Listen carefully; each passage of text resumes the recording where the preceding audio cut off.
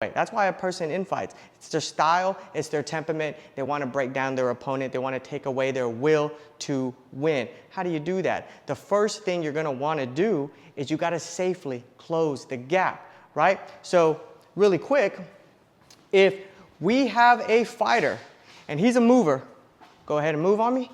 So he's moving on me in 2 directions. Okay, I need to be able to cut off this ring. Now, if I just say I'm going to infight and I'm going to close the gap, well, maybe against someone that doesn't know how to fight. But if you're fighting anyone that has any sort of boxing IQ, any sort of skill, that's not going to happen. If I walk straight in, I'm probably going to get Zooey Mahmoud. I'm going to get knocked out right then and there. It's going to look something like this. I'm just coming in, boom, boom.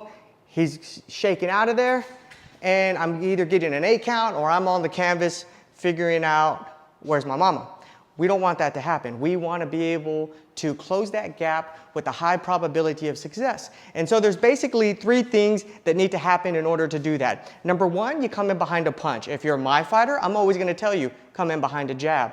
Number 2, you're going to use your footwork to close that gap. And number 3, you're going to use and mix in some head movement, okay? So it will look something like this. I'm coming in behind a jab. I'm shuffling my feet. I'm not running towards my own death. I'm shuffling my feet and I'm working in some head movement here and there, coming in behind the jab. Why do I come in behind a punch?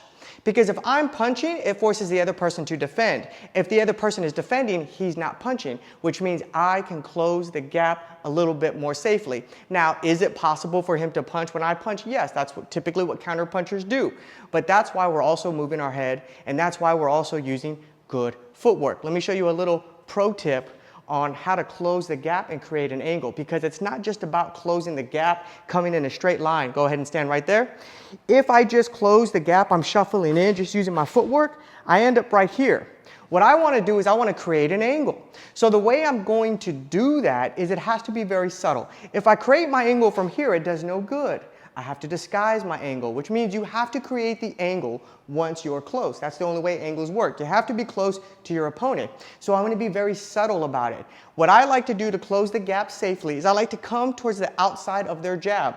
So I'll be shuffling in behind my jab, and look, it's very subtle. I start shifting a little bit towards the outside of his jab so I can end up here, and now we're ready to start working. Start taking his will to win away. Start breaking him down.